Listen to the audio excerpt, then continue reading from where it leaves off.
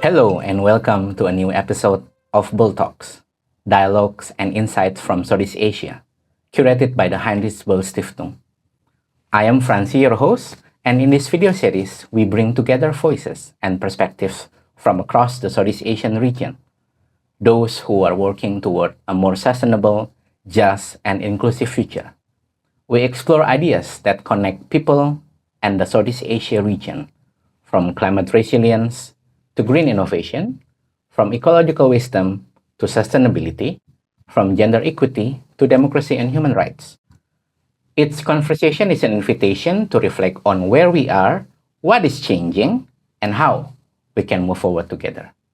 In this episode, I'm talking to Dr. Adibi M, Institute for Advanced Studies, University Malaya, Malaysia, in Kuala Lumpur, about his recent paper entitled Advancing Sustainability in Southeast Asia, Connecting Environmental Integrity, Social Equity, and Economic Resilience. Yeah, welcome, Dr. Adibi. Thank you. Thank you for having me Yes, today. thank you for your time. Your paper has covered many aspects about sustainability, right? But before we talk more about your paper. Could you introduce yourself, your position, your background, and you've been working on sustainability, marine resources, many things for a long time. Maybe can you share with our audience what first motivated you to work on two things, sustainability and the nature-based solution? I know that this has been your focus throughout your career, yeah? Thank you, Franzi, for having me today and for make an effort to invite me to contribute to one of your papers. I'm actually a marine biologist and aquaculturist, and I have over 20 years of experience in the fishery sector. And I began my career with the Department of Fisheries as a fisheries officer. And I've dedicated my professional life advocating like sustainable aquaculture and marine science innovation. But 7 years ago, I made a significant transition from policy making to academia. And currently, I serve as the head of biodiversity for sustainable economy at the Center of Excellence.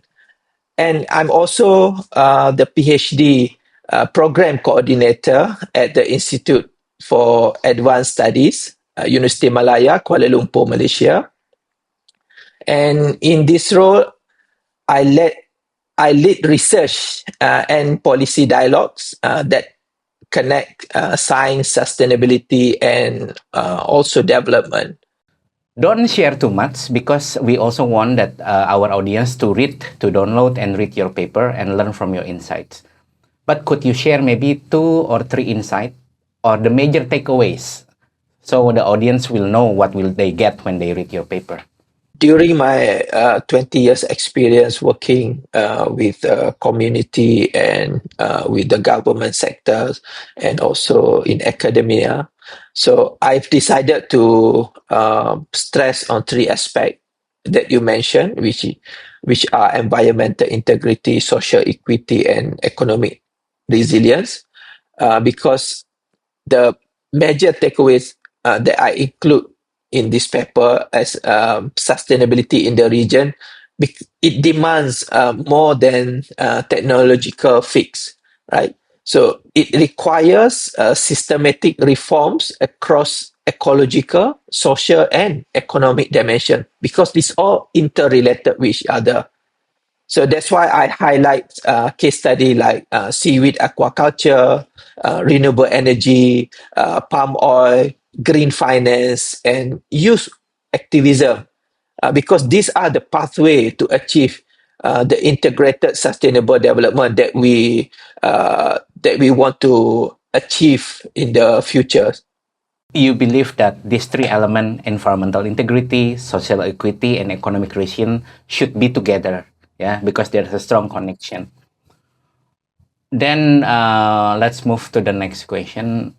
In your paper, also you describe our region, Southeast Asia. Now 11 countries, yeah, with Timor-Leste just join ASEAN.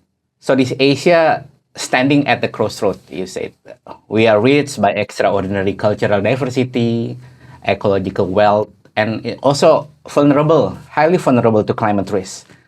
In your views, Dr. Adibi, what makes this region so unique and so fragile at the same time? So Southeast Asia previously has been neglected by the global. People don't look at our potential, but uh, being Asian, so we have the unique situation here. Our extraordinary cultural diversity, uh, our ecological wealth, including critical ecosystem like mangrove, coral reef, and tropical rainforest, which make us unique and important. And it is fragile because now with the globalization, rapid industrialization, urban expansion, and also unsustainable resource extraction, which place unprecedented stress on this ecosystem.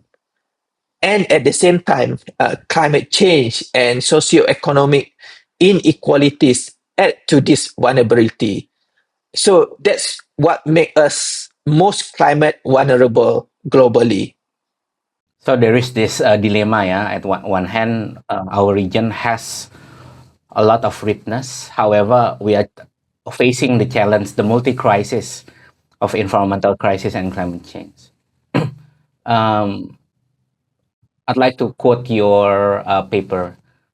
You mentioned in your paper that the rapid economic growth in the region has lifted millions out of poverty, yeah. But also it created tremendous environmental pressure. You speak that the Southeast Asia can demonstrate itself as a leader in sustainable development. Could you please share with us what kind of commitment required for the Southeast Asian leader and whom to reach such level to become a leader in sustainable development? What is your vision? What is your idea? So it's a collective effort.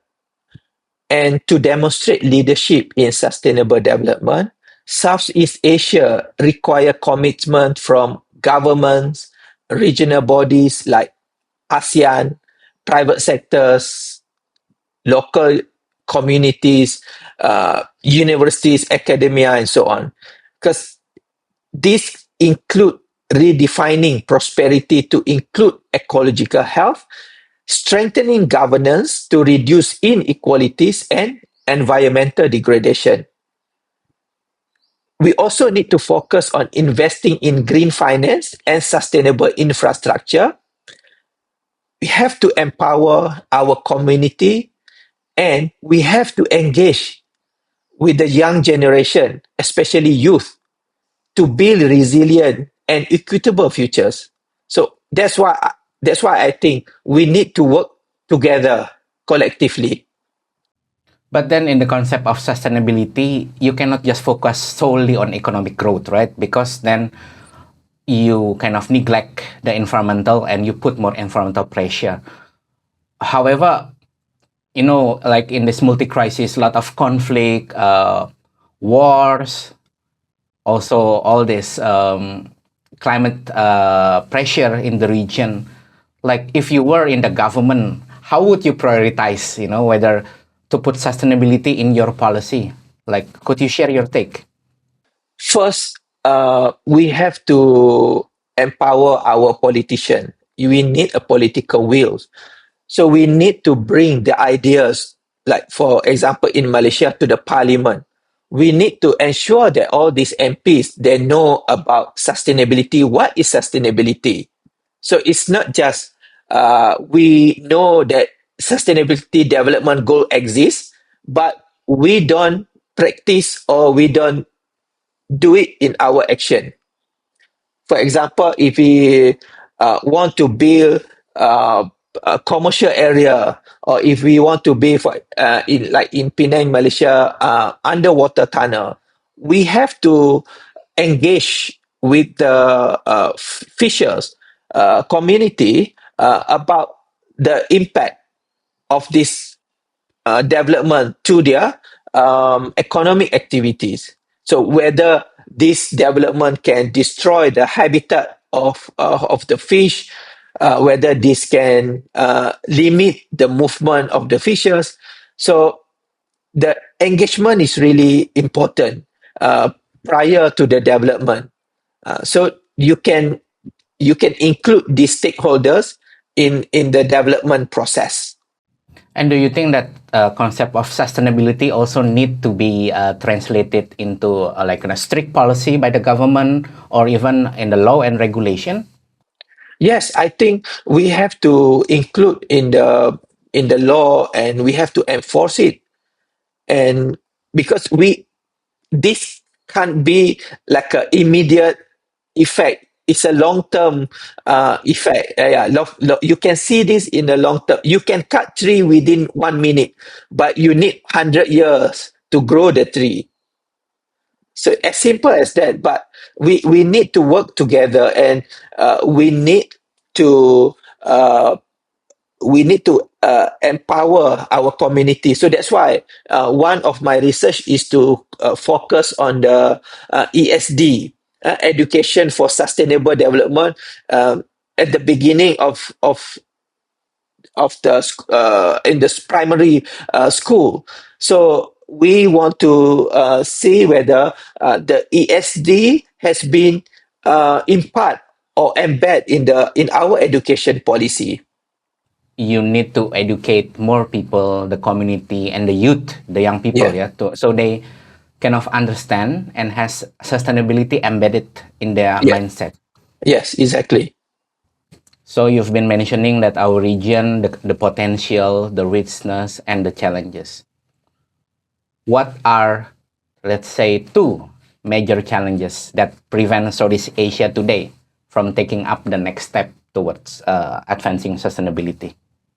Actually, we have more than two, right? But I just address some of the challenges which is related to our region. Persistent poverty and equality, limited access to education and healthcare, especially in rural and indigenous communities. Uh, we have environmental degradation from deforestation. In the ocean, we have problem with overfishing and pollution. So in terms of technical or technology, we have insufficient technical knowledge and financing for climate smart agriculture, because our region have potential to produce food for the world. So climate smart agriculture can be the direction in the future. And there are also governance gap in enforcing sustainability. Like we mentioned just now, we should include in our law. Okay. So if we don't have, if we have lack of enforcement, so we can achieve sustainability. Regardless, we have the nice policy, but if we don't enforce, then nothing can happen. And there's a lack of coordination, especially at our regional level. So that's why we need to relook into this, and that should be our priority in the future. I'd like to move to the next topic that's very close to your heart. Seaweed.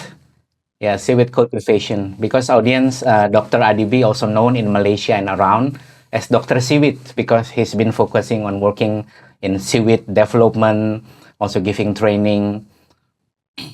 I'd like to ask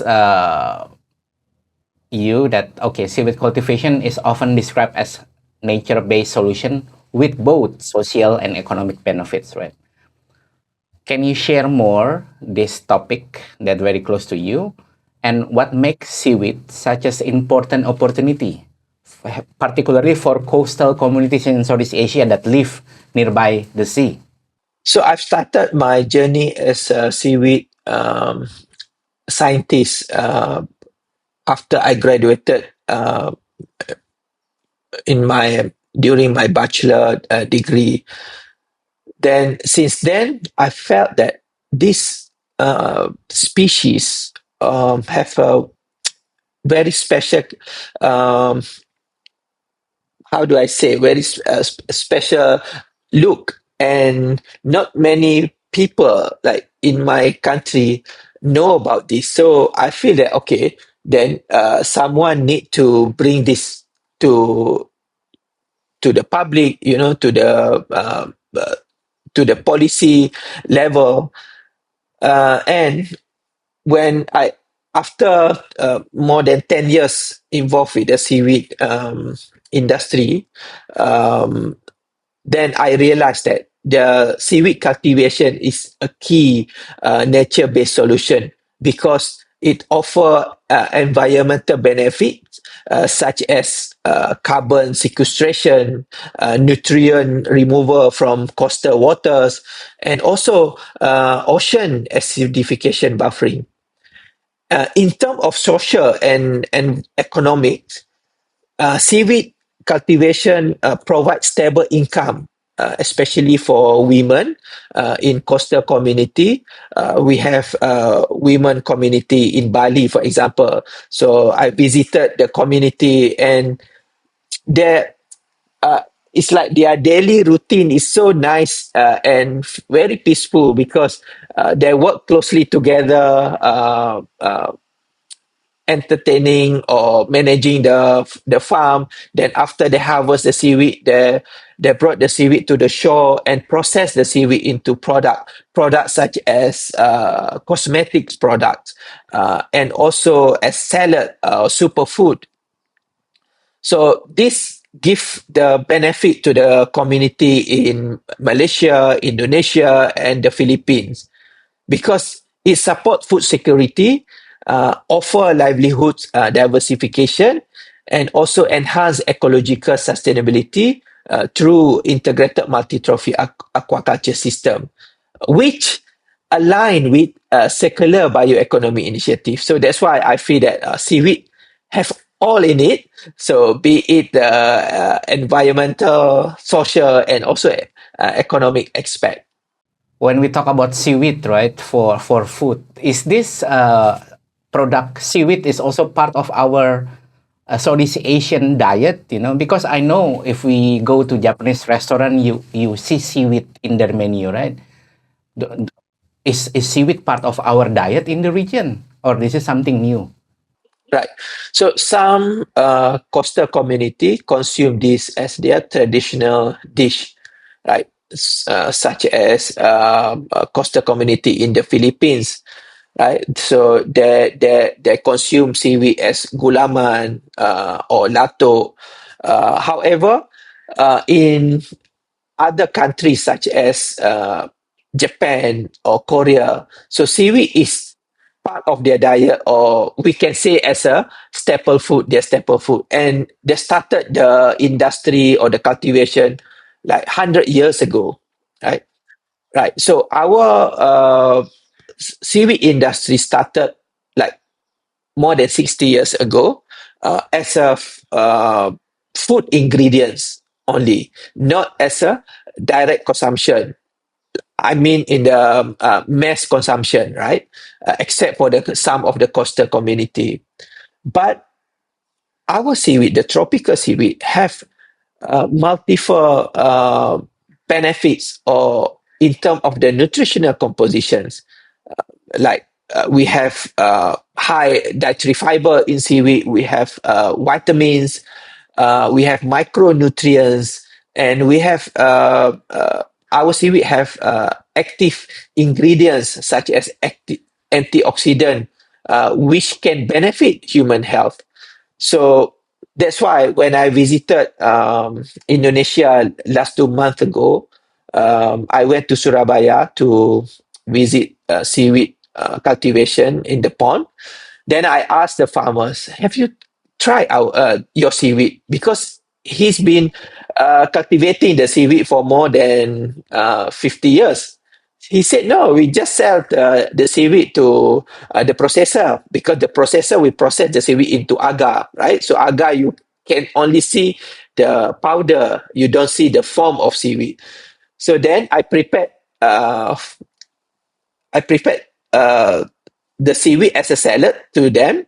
So they consume that seaweed and they really fit. After they eat it, they said like, wow, it's nice. That's why I told them that yes, we should start consume the seaweed, because the seaweed have a lot of benefits, especially for human health, for your gut health system, especially. So then there I realized that, oh, okay, there still need a lot of work have to be done in order to to create awareness amongst the seaweed farmers. So this is also kind of your side quest, yeah? You want to promote how to consume the seaweed Yes, as a yeah, superfood. yes, Okay, very exactly. interesting. Interesting. And before I move to the next question, I still want to ask about, you mentioned that for the coastal communities, because you have direct access to the sea, then in the aquaculture, you can also consider seaweed as a product that brings social and economic benefit, right? And the technical question, how do you make sure that sustainability is being um, highlighted or being emphasized in this, let's say, coastal community production, be it seaweed or other aquaculture? Maybe give one tips, like how you always put sustainability, because in like every economy, right, when you extract resource from the nature, sometimes you think only about profit. So in the context of seaweed and other aquaculture product. The coastal community relies on the ocean as their income and also for their food, right? So one head of household, for example, one man can go for fishing and get about 2 to 3 kilogram of fish per time. They go out to the sea and catch the fish. Then they bring back the fish and maybe keep 1 kilo for the family and 2 kilo sell to the customer and get the money. During the low tide, for example, the wife will go to the shore and, like you mentioned, extract other organisms, marine organisms such as sea cucumber, abalone, um, and other shellfish, either for their own consumption or to sell. So these are the activities that the coastal community will do every day. So when you introduce integrated multi-trophy aquaculture, you can start your own seaweed farm in front of your house, and underneath you can cultivate sea cucumber, abalone, and maybe fish together in one system, so that you don't need to like wait for the low tide to go and find shellfish, um, and go out to the sea and do fishing. So, with the understanding and the technology that we provide to them, then they can just manage that system in front of their house effectively, and at the same time they can like take care of their health, because when you go when you do a lot of like tough job, right? Because fisherman is a 3D job, dangerous, dirty, and difficult. So it require a lot of energy, a lot of strength. So it will affect your muscle, your health, occupational health, and hazard. And a lot of the coastal community, they have a problem with cataracts, right? Because they're exposed too long under the sun without any protection. So so this can reduce the health issues when you just go and manage the farm. So after for seaweed, after 30 to 45 days, you can harvest and you can sell or you can consume the seaweed. For fish, maybe 4 months to 6 months, you can harvest. Sea cucumber, maybe you can wait for like 8 months and then you get a marketable size, and it's more sustainable because you don't harvest the small or juvenile and then you sell it. So you let it grow and then you let the juvenile to grow in the natural condition, uh, or you can take the juvenile, put in your system, and then you grow it. So it's more control. So this can create like the community themselves can manage the area. So this can be part of the marine protected area initiative as well. So that we don't allow them to extract more than they need. Sustainability also means that we need to strike the balance, what is needed, but also use technological innovation, yeah, and nature-based solution. Very And also interesting. traditional knowledge. So that, Tradition, okay, yeah, okay. traditional knowledge is also important. Yeah. Because the community know sometimes even better way than the modern way in managing the resources, yeah. Okay. Next question, Doc. I'd like to ask you, you mentioned in your paper a lot about youth movement and community initiative, yeah? Because, of course, we have all this, we call it the intergenerational dialogue, yeah? Because you have this millennials, Gen Z, Alpha, they have a different way in seeing the world. Why youth movement become kind of very important actor in shaping sustainability, and how could a government institution support this actor youth? Right. So the government and institution, they can support youth movement and also community by integrating sustainability education into curricula. So like I mentioned to you, we have education for sustainable development policy in Malaysia. So it just not been put into action, especially at the school level in their curriculum, right? So we want each of the teachers or lecturers, they include sustainable or sustainability as part of their curricula, right? And government and institution, they also can provide platform for youth to participate in policy advocacy, for example, and maybe some of the community projects, and they can also provide funding for youth-led environmental action, and they can also promote digital and cultural expressions of sustainability, because it's not only limited to, yeah, you need to do sustainable farming, for example, but in terms of arts, it can also be the agenda or initiative for youth. And because this will foster the partnership between youth, so the youth feel that their voice being heard, right? Especially in the climate dialogues and also regional cooperation frameworks.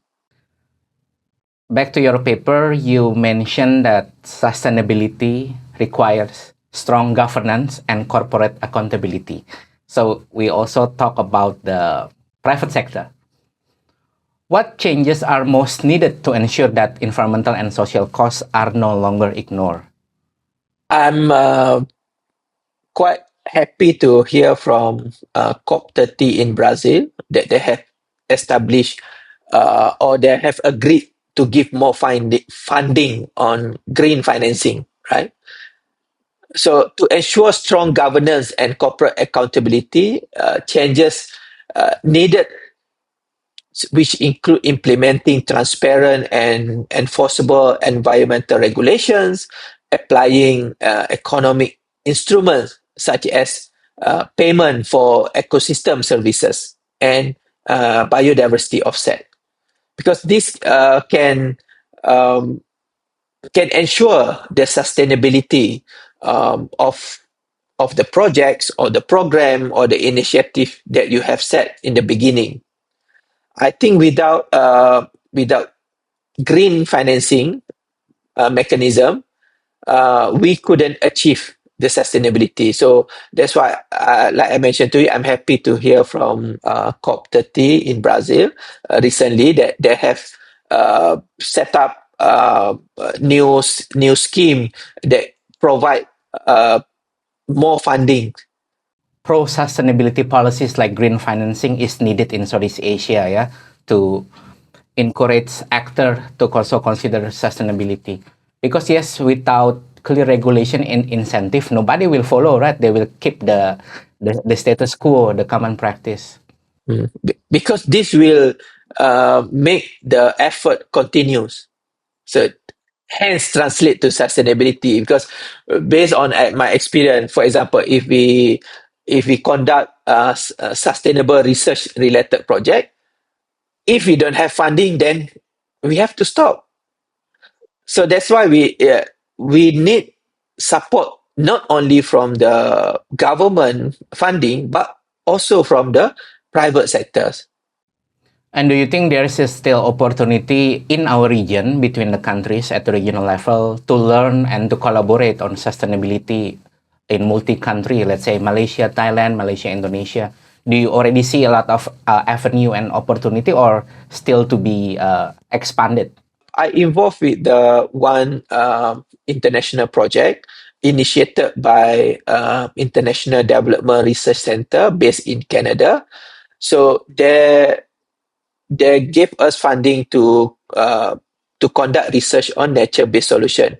So we collaborate with our research partners from Thailand, from Cambodia, Vietnam. So it's mostly Southeast Asia country. Then we every quarterly, so we will meet in, for example, in Bangkok, and we learn from each other. So we have this peer learning workshop that we share about our experience, our challenges, and we get the feedback from our collaborator or maybe partner who might face the same situation, but they have the solution for it. So we use that platform as a learning process. So like this kind of regional exchange and dialogue is needed at the regional level, yeah? Then first, you don't feel that you are doing this alone. You have colleagues, you have allies working on sustainability. And two, you can learn from each other. Maybe the solution work in Malaysia, maybe this solution work in Thailand. Okay. Thank you very much, Dr. Adibi. Any last word, maybe for our audience regarding sustainability, regarding our future, our children and grandchildren, sustainability, climate change?